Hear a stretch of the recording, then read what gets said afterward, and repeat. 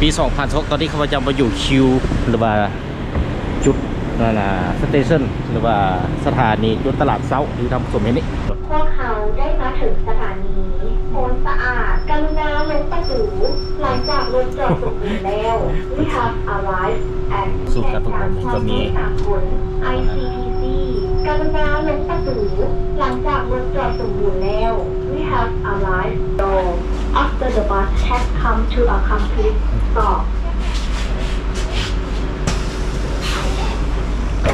สบายดีพี่น้องยินดีต้อนรับเข้าสู่โซ่ยูทูบสวัสดิ์มนาเมื่อนี้ข้าพเจ้าจะนำท่านผู้ชมไปรับชมขี่รถ BRT ออกจากตลาดเซาไปดงดกและจะกลับคืนมาตลาดเซาคือเก่าเมื่อนี้ก็เป็นวันที่12 เดือน 3 ปี2006ตอนนี้ข้าพเจ้ามาอยู่คิวหรือว่าจุดนั่นนะสเตชันหรือว่าสถานีจุดตลาดเซาที่ทำสมเห็นนี่ข้าพเจ้าจะขี่รถนี่แหละไปฮอดดงดกแล้วก็กลับมาตอนนี้ก็เวลา 17:20 นาทีของวันที่ 12 เดือน 3 ปี2006นี่มีรถมาเทียบอีก1 คันละวันนี้ก็จะได้ขึ้นไปรถกันไปเนาะไปลองขี่รถช็อกขี่รถนี่เข้ามาขี่รถนี่ขึ้นรถเลยพี่น้องวันนี้จะออกไปพอละขี่ดงดกจุดเริ่มแรกให้มันก็แม่นออกจากอยู่ตลาดเศร้าพี่น้องจะมาลองขี่รถเมล์ BRT ก็คือนี่ท่านผู้ชมถือว่าแอร์เย็นดีเลยพี่น้องเลยมาขี่รถ BRT ที่ช่วยกันด้วยพี่น้องถ้าบางงานอยู่แคมป์ทางนี่สะดวกสบายในยุคน้ำมันแพงเลยเดี๋ยววันนี้ทีมงานส่งสวรรค์บรรณาการจะนำพาท่านผู้ชมไปขับส่งพี่น้องแอร์เย็นเจี๊ยบเลยพี่น้องเลยสถานีรถเมล์ BRT แต่ตลาดเศร้าหาดงตกมีอยู่19 สถานีเพื่อจะเปิดมี2 ช่วงคือตอน6 โมงหา9 โมงเช้าแล้วก็16 โมงหา2 โมงกลางคืนที่ถ้าเป็นเวลาเฮ็ดด่วนเพื่อไปจอดอยู่แต่ละสถานีจุด1 6 5 7 นาทีถ้าเป็นแบบปกติทั่วไปจะเป็นประมาณ15 นาทีต่อ1 สถานีถ้ามีผู้ขึ้นผู้ลงพี่น้อง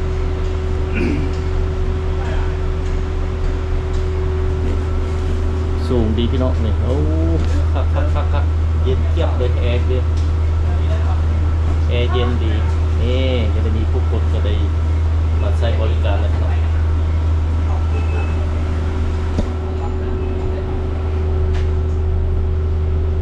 อยากจะออกแล้ว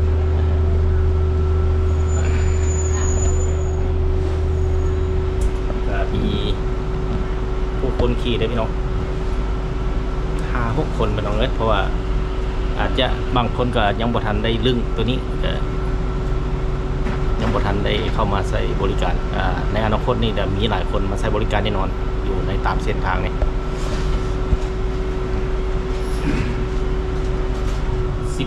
18 โมงเช้าเหมือน17 โมงเช้า 4 นาทีครับออกจากจุดตลาดเช้ามุ่งหน้าไปทางดงดกแหละ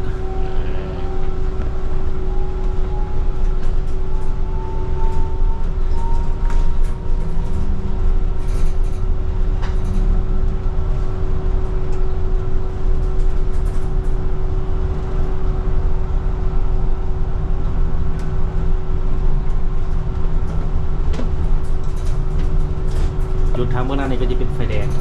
บัตรไฟเป็นไฟแดงบัตรไฟที่ขึ้นกับเมืองไซสถานของพระโลมิจันทร์ก็จะมีจุด4 แยกไฟแดงอยู่จุดนี้ที่ท่านผู้ชมเห็นทางเบื้องหน้านั้นก็จะเป็นวัดภูสวงเทพนิมิตยิบธาตุฝุ่นหรือว่าวัดธาตุฝุ่นนี่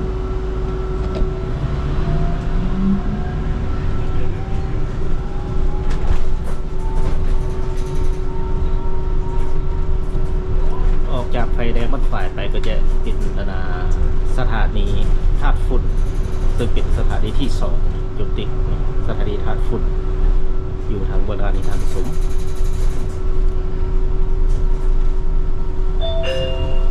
พวกเขาได้มาถึงสถานีธาตุฝุ่นกรุณาลงประตูหลังจากรถจอดสมบูรณ์แล้ว We have arrived at station ธาตุฝุ่น Please exit ยินดีต้อนรับท่านทั้งหลายสู่รถเมล์ด่วน BRT จะมุ่งหน้าไป ายทาง มหาวิทยาลัยแห่งชาติตุนโดเมื่อกำลังจะออกตั๋วกรุณาจับหาวสถานีต่อไปประตูสายผู้โดยสารที่ต้องการลงกรุณาจับเขียนแล้วเข้ามาบอร์ด สถานีไหน คนสะอาดคนสะอาดคนสะอาดตุนโดจะบ้าน ลิซิโลไปทุกโดยโค้งกลับมาเก่าเลยมาขี่รถ The next station is ประตูสาย passenger ต่อไปจะเป็นสถานีเพราะแต่ละจุดมันก็จะมีบอกจะบอกจุดฮอตสถานีใดสถานีใดก็จะมีเพิ่นMC ประกาศให้เรียบร้อยก็ถือว่าสบาย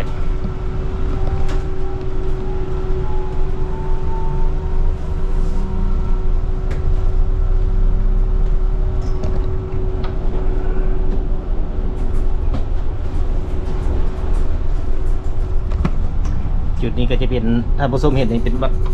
ภูสวงเทพนิมิตรธาตุฝุ่นที่ขึ้นกับเมืองจันทบุรีนครหลวงเป็นจันทร์ต่อไปก็จะเป็นประตูไซพี่น้องซึ่งเป็นส่วนสาธารณะประตูไซก็มีผู้คนได้มาลีดมาย่างออกกำลังกายในปี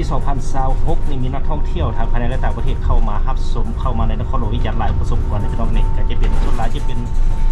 เกาหลีจีนนี่ก็ได้มารับชมนี่สังเกตเบิ่งในจุดน้ำพุทางเบื้องหน้านักท่องเที่ยวเต็มเลยพี่น้องเลยถือว่าเป็นปีท่องเที่ยวก็มีความภาคภูมิใจนั่นแหละที่ว่ามาเห็นนักท่องเที่ยวเข้ามาเยี่ยมชมในสปปลาวแต่ละปีหลายขึ้นแต่มาสังเกตในปี 2026นี่นักท่องเที่ยวหลายกว่าปี 2025หลายเท่าเลยนะโดยรวมเป็นนั่นเพิ่นจะมาท่องเที่ยวทางด้านธรรมศาสตร์และทางด้านวัฒนธรรมนั่นอยู่ในสปปลาวเองพวกเขาได้มาถึงสถานีประตูสายกรุณาลงประตูหลังจากรถจอดสมบูรณ์แล้ว We have arrived at station ประตูสายมีคนขึ้นอยู่เล็กน้อยเลย After the bus has come to a complete stop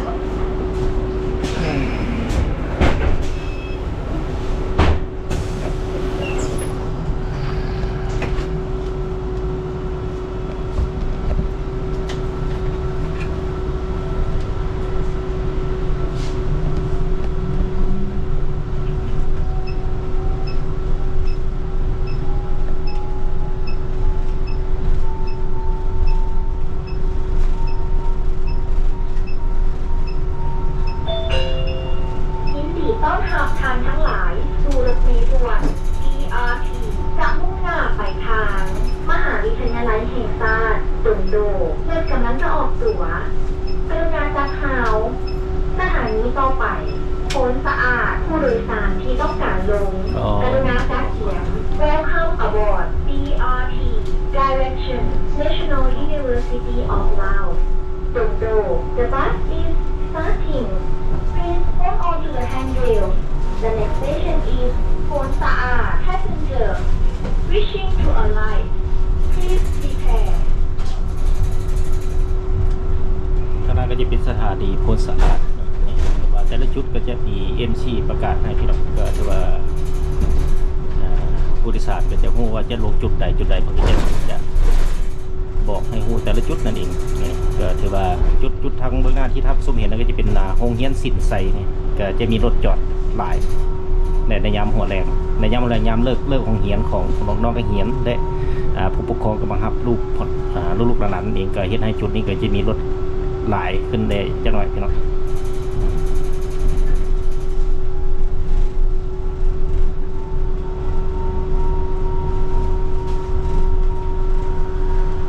ว่าถ้าบอกเข้ามาเส้นทาง BRT ถือว่าหลีกบ่ได้ว่ามีรถจอดอยู่ข้างทางแล้วผมคือท่านผู้ชมเห็นอยู่ในนี้นี่อยู่จุดสถานีเบื้องหน้านี่มีหลายคนในนี้สังเกตนี่มีนักเรียนพ่อแม่ผู้ปกครองก็ได้มาอยู่จุดนั้นเพื่อขี่รถพวกเขาได้มาถึงสถานีโพนสะอาดกรุณาลงประตูหลังจากรถจอดสมบูรณ์แล้ว We have arrived at stationนี่จะมีนักเรียนเนี่ยมาขี่ค่ะพาขี่ After the bus has come to a complete stop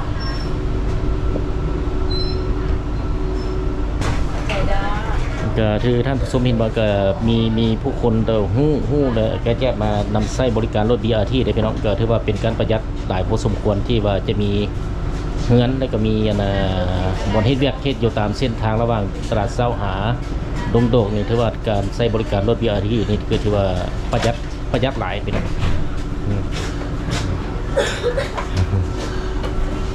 หลายเด้จิเตรียมรถแล้ววันนี้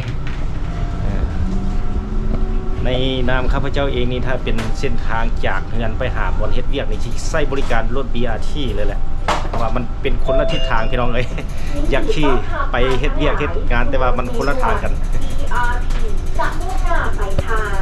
มหาวิทยาลัยแห่งชาติสุนโดเพื่อนกำลังจะออกตั๋วกรุณาจัดหาวสถานีต่อไปของพิพิธภัณฑ์ป้องกันความสงบผู้โดยสารที่ต้องการลงกรุณาจัดเขียน Welcome aboard BRT Direction National University of Laos Sungdo The bus is starting Please hold on to the handrails The next station is Public Security Museum Passengers wishing to alight please prepare โอ้เต็มแล้วเนาะทางหลังเนาะ ไปลงไซอันนี้พาเดียวไปลงไซคนเค็งโอ้มีคนเต็มแล้วเนี่ยก็จะได้ถ้ามันถึกทางจากเงินไปบนเฮ็ดเวียกก็จะขี่รถอันนี้ซะแหละอยู่ห้องแกไปส่งคนละทางกันถ้าอยู่แกเลยนี่สิบ่ใช้สำหรับรถจักรขี่ก็ได้แล้วคนเริ่มเต็มนี่พี่น้องเป็นไฟแดงโพดสะอาดนี่ก็ไปสีบุญเฮืองนี่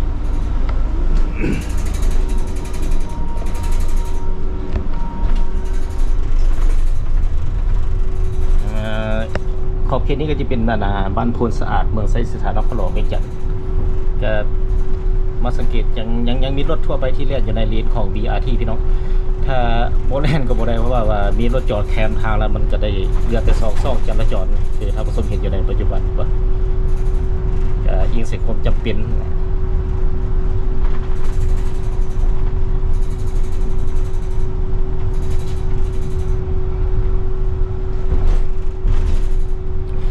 สถานีต่อไปก็จะเป็นสถานี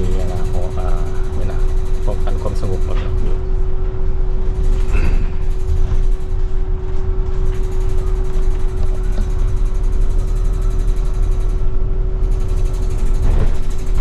วันนี้ก็เป็นวันที่12 เดือน 3 ปี 2026ตอนนี้ก็เวลา 17:35 นาทีหรือว่า5:30 นาที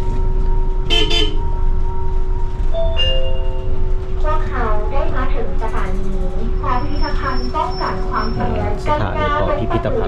หลังจากรถจอดสมบูรณ์แล้ว We have arrived at station Public Security Museum Please exit through the door after the bus has come to a complete stop คือว่าแอร์เย็นดีพี่น้องเลยแต่ก็อยู่ในรถเมล์นี่สูงสุดควร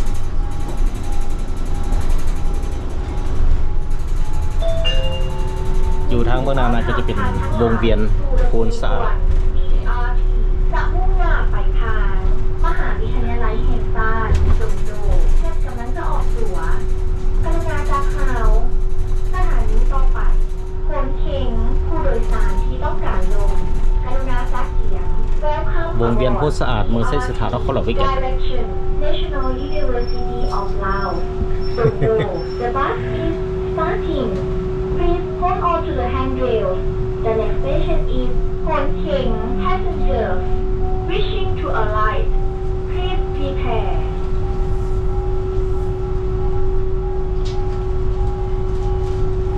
ในส่วนทางเบื้องขวามือทางผสมเห็นก็จะเป็นสนามหลวงหรือว่าเดินทางหลวงเวียงจันทน์จุดนี้เพิ่นเอิ้นสนามหลวงถ้าว่าไกลจากหอสนามสภาแห่งชาติไปจะเป็นสนามหลวงเดินพระธาตุหลวงเวียงจันทน์คอยผลเข็ง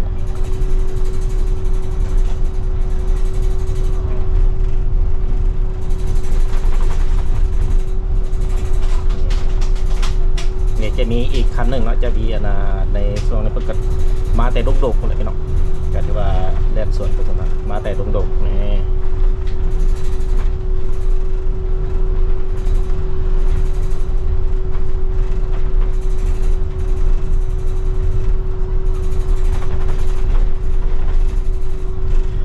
ที่ถ้าผสมเห็นตึกสูงๆนั้นก็จะเป็นนานาโรงแรมราชวงศ์ที่มี38ชั้นนี่เตียงอยู่ขึ้นกับบ้านอย่างผ้าขาวเมืองไซสิทธาของเราไม่จันตัวนี้ก็จะเป็นข้อยผลเค้กพี่น้อง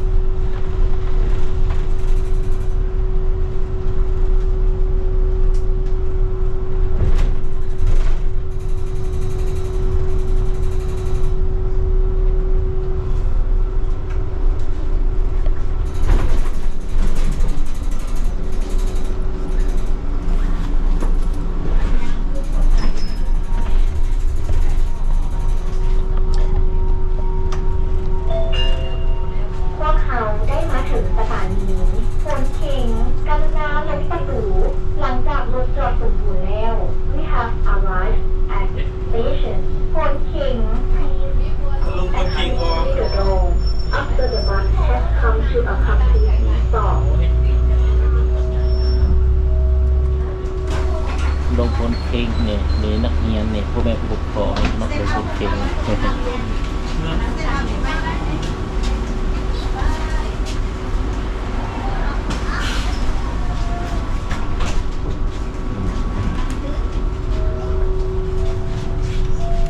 ทางบนหน้าก็เป็นไฟแดงพลพระเนาพี่น้องก็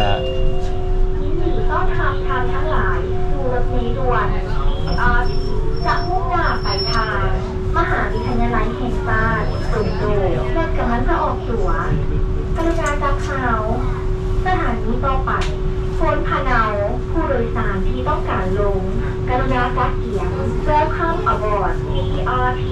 Direction National University of Laos สุนโด The bus is starting Please hold on to the handrails. The next station is Phon Phanao. Passenger wishing to alight, please prepare.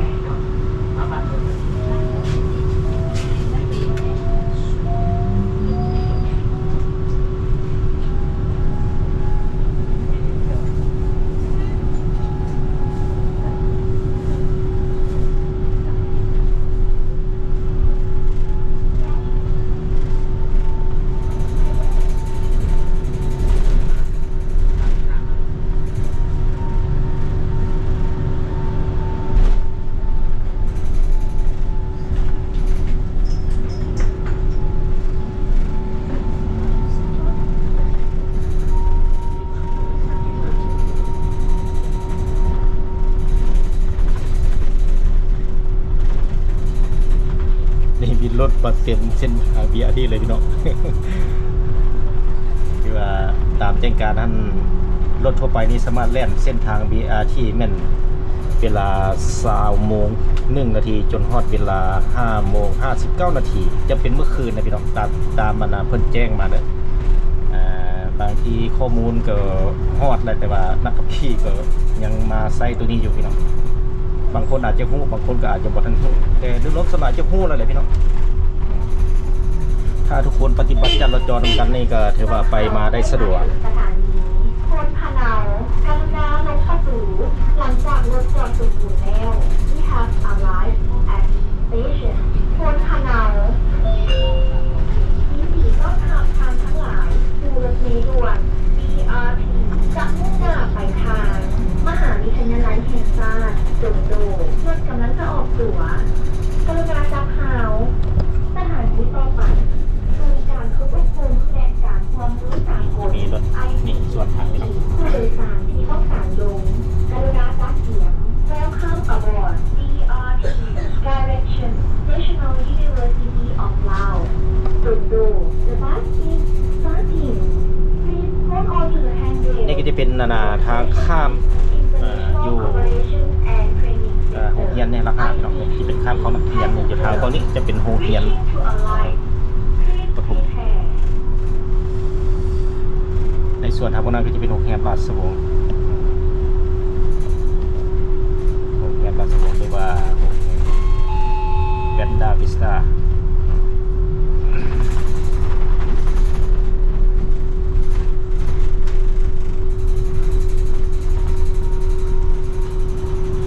ตอนนี้ก็เวลา 17:43 นาทีของวันที่ 12/3/2022ท่านผู้ชม กับทีมงานซ่องอยู่ทุกสวรรค์มนากระยะนำพาท่านผู้ชมมารับชมในบรรยากาศในการนำไส้รถ BRT ที่ว่าเพิ่นได้เปิดการนำไส้จากประการแต่วันที่10 เดือน 3มื้อนี้ก็เป็น10 ที่12ถือว่าเป็น3มื้อเป็นมื้อที่3พี่น้องก็วันที่10เพิ่นเริ่มแล่น11 12นี่ถือว่าเป็นวันที่3เพิ่นก็ได้นำไส้ สู่การประกวดนี้ก็มี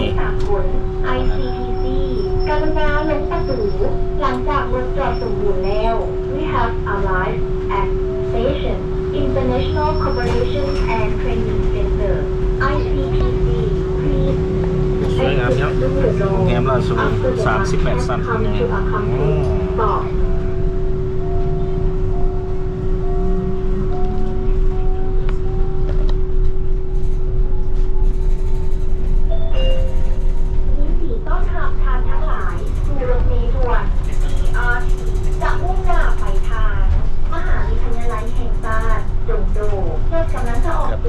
ก็มีผู้คนใช้บริการดีๆได้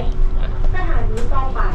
พิพิธภัณฑ์ไก่สดพรหมวิหารผู้โดยสารที่ต้องการลงกรุณาการเสียง Welcome aboard BRT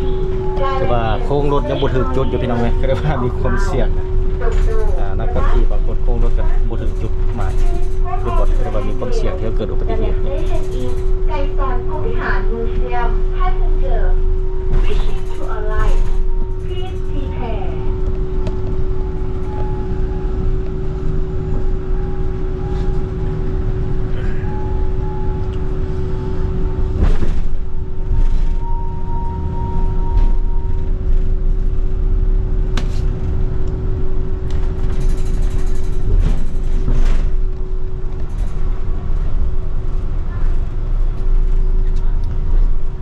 จุดนี้ก็จะเป็นไฟแดงหลัก6พี่น้องเลี้ยวซ้ายนี่ก็จะเป็นซอดบ้านศรีวิไลเลี้ยวขวานี่ก็จะซอดหนองเนียงบางทรายไปซื้อก็จะซอดทางบ้านพระขาวสังคู่สี่แยกดงดกจะเป็นไฟแดงหลัก6เตรียมเลยพี่น้องวันนี้เจนาวิครับรถจักรมาจอดทางหน้าคอยระมัดระวังการขับขี่รถอยู่บ้านเฮา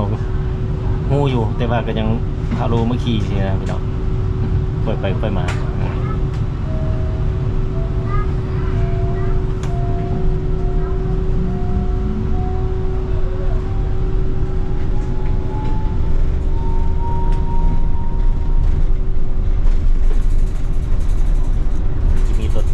รถท่องเที่ยวหลาย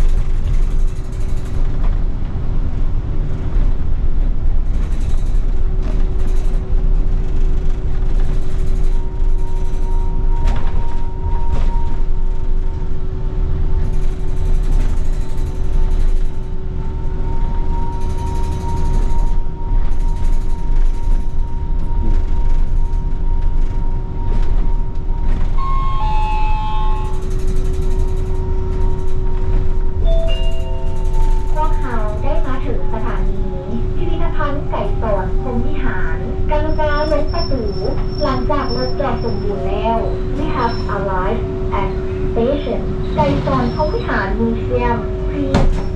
exit through the door after the bus has come to a complete stop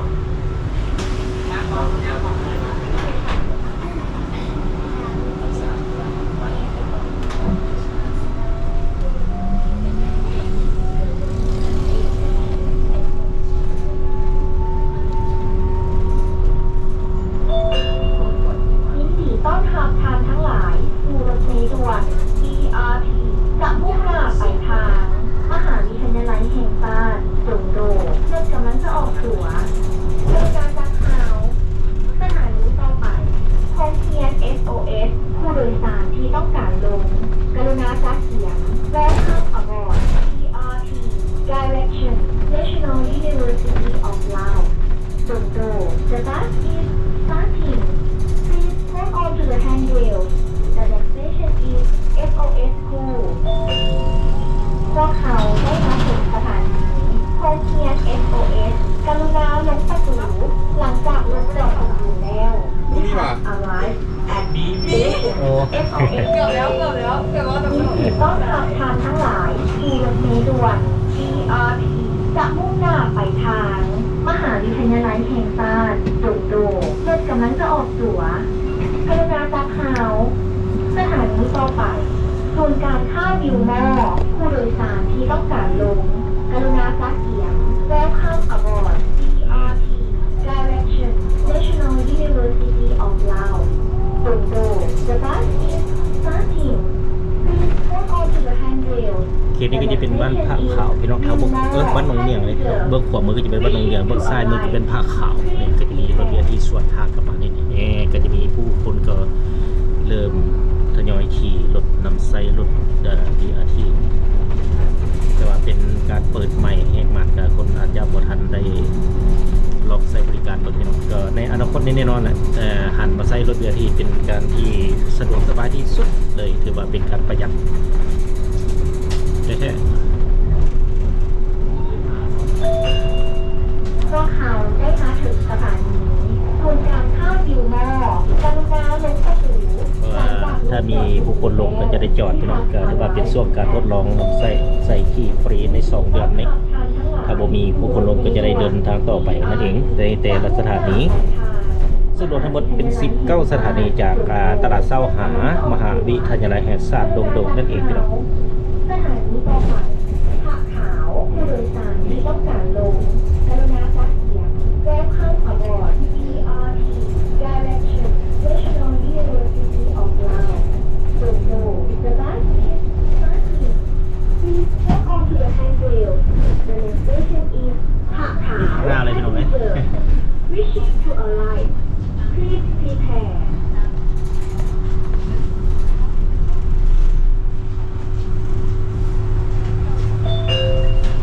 พวกเขาได้มาถึงสถานีผักขาวกรุณาลงประตูหลังจากรถจอดสมบูรณ์แล้ว We have arrived at station ผักขาว ลงมา มีคนลงมา Exit through the door บ่มีเอ๊ะ ตัวนั้น ต่อ ต่อ บ่ทันลึงเนาะ ถ้าลงไล่กดแต่กระดิ่งย้อนเรื่องแม่กระดิ่งย้อนรักเสานะ จับ ผู้โดยสารด่วน ยังบ่ทันลึง จากมุ่งหน้าไปทางมหาวิทยาลัยแห่งชาติจุนโดรถกำลังจะออกตั๋วกรุณาจับเฮาสถานีต่อไปธนาคารพงสวรรค์ผู้โดยสารที่ต้องการลงกรุณาจับเขียง Welcome aboard BRT Direction National University of รถ Laos รถนี่ขาดอย่างพี่น้องก็จ้า Starting Please hold on พวกเขาได้มาถึงสถานีธนาคารพงสวรรค์กรุณาลงประตูหลังจากรถจอดสมบูรณ์แล้ว We have arrived at station พงสวรรค์ Bank Please exit through the door after the bus has come to a complete stop สถานีพงสวรรค์นี่จุดนี้เป็นสถานีพงสวรรค์พี่น้อง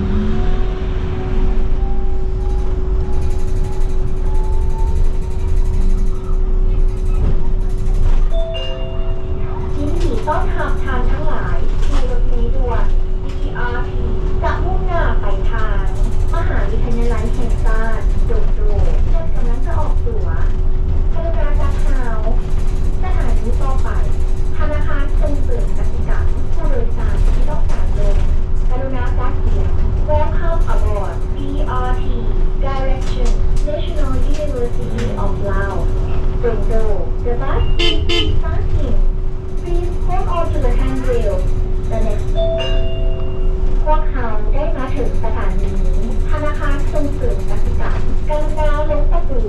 หลังจากรถจอดสมบูรณ์แล้ว We have arrived at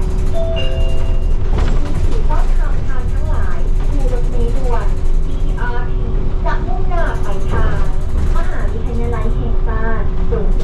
รถกำลังจะออกตั๋วกรุณาจับเฮาสถานีต่อไป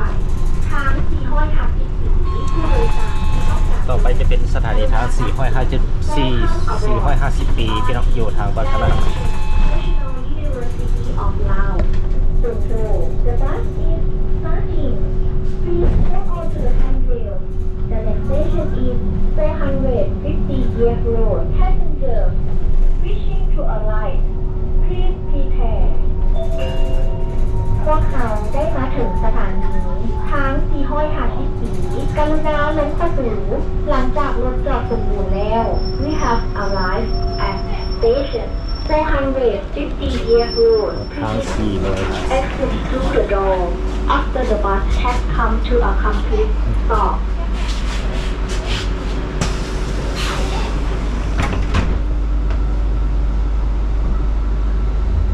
อยู่ในรถก็จะมีบอร์ดสปายบอกพี่น้องนี่ที่นี่นำตัวรถ ต้อนรับทางทั้งหลายสู่รถเม บัต ล์ ร ด่ว จ่าย น เงินได้พี่น้องเลยตอนนี้เพิ่งให้ขี่ฟ จาก รี มุ่งหน้าไปทางมหาวิทยาลัยแห่งชาติดุงดูเพื่อกำลังจะออกตั๋วกรุณาจากเขาสถานีต่อไป นี่จะมีอีกคันหนึ่งก็ส่วนทางราชดำเนิน ที่ต้องการลงกรุณาจากเขียน Welcome aboard BRT Direction National University of Laos ดุงดู The bus is starting Please hold on to the handrails ถ้าผู้ชมนี้ก็จะเป็น4แยกไฟแดงทุกดกเลี้ยวซ้ายก็จะไปรุ่งโดกส่วนไปซื่อก็จะไปทางล้อนหนุนส่วนเลี้ยวขวานั่นก็จะเป็นถนน450 ปีสอดพุ่นแหละทางท่านาแรงนั่นเองพี่น้องคือท่านผู้ชมเห็นอยู่ในปัจจุบันนี้เมื่อนี้ก็เป็นวันที่12 เดือน 3 ปี 2026ตอนนี้ก็เวลา 17:56 นาที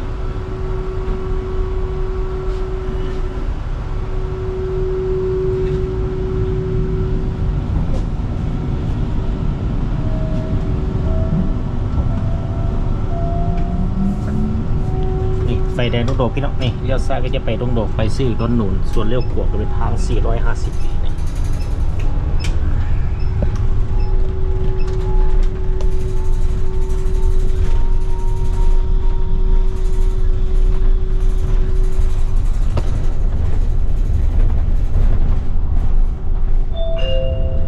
เมื่อเขาได้มาถึงสถานีสะพานบุรุษกรุณาลงประตูหลังจากรถจอดสมบูรณ์แล้ว We have arrived at station ยินดีต้อนรับทางทั้งหลายสู่รถเมล์ด่วน BRT จะมุ่งหน้าไปทางมหาวิทยาลัยแห่งชาติดุงโดเพื่อกำลังจะออกตั๋วกรุณาจับเท้าสถานีต่อไปสร้างคู่ผู้โดยสารที่ต้องการลงกรุณาจัดเขียน Welcome aboard BRT Direction National University of Laos ดุงโด The bus is starting Please hold on to the handrail The next station is Sangku Passenger Wishing to arrive Please prepare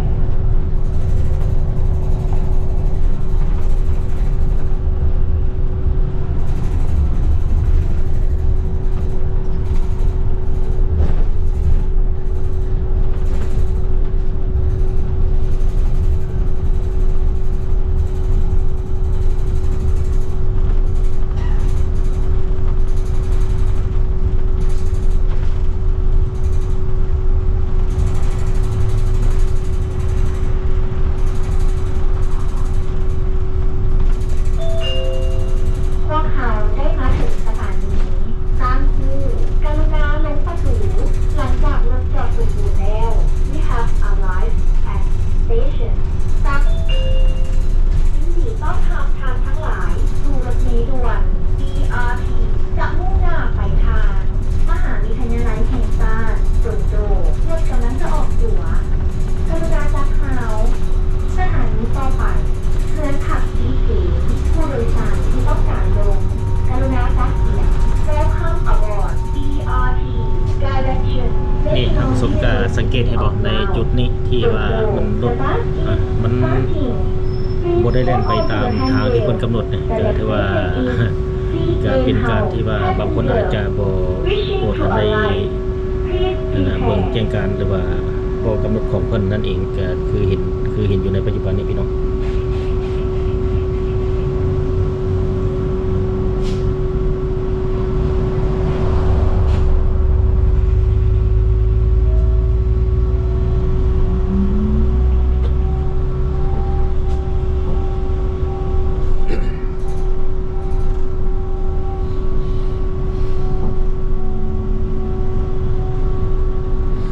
ขตบริเวณนี้ก็จะเป็นบ้านสะพังหมึกที่น้องทำบกขวาสะพังหมึก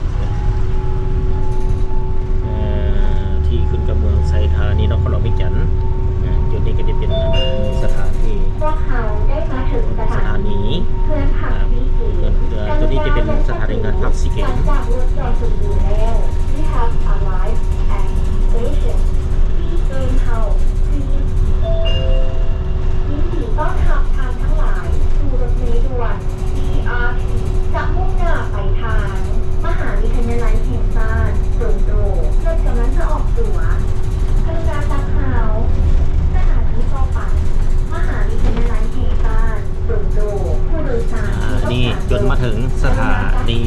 19พี่น้องเป็นสถานีที่19ที่นับจากตลาดเศร้ามฮอดดงดกนี่มี19สถานีในการบริการนั่งทางรถ BRT มหาวิทยาลัยแห่งชาติสุนโดกรุณาลงประตูหลังจากรถจอดสมบูรณ์แล้ว We have arrived at station National University of Laos สุนโด Please โอ้ก็ถือว่าในยามพ้นแรงพี่น้องเลยก็จะมีรถขนส่งรถใหญ่หลายพอสมควรนี่จะเห็นมหาวิทยาลัยแห่งศาสตร์นี่ ยินดีต้อนรับทางทั้งหลายสู่รถเมล์ด่วน BRT จะมุ่งหน้าไปทางตลาดเจ้าเพื่อกำลังจะออกตั๋วเป็นการจับขาวสถานีต่อไปเพื่อนผักซีเกมผู้โดยสารที่ต้องการลงกรุณา พอฮอดดงดกก็จะโค้งกลับพี่น้องบัดนี้ก็จะได้โค้งกลับไปตลาดเศร้าคือเก่า Direction Morning Market ตลาดเจ้า The bus is starting Please hold on to the handrail The next station is Sea Game House Passenger Wishing to arrive Please prepare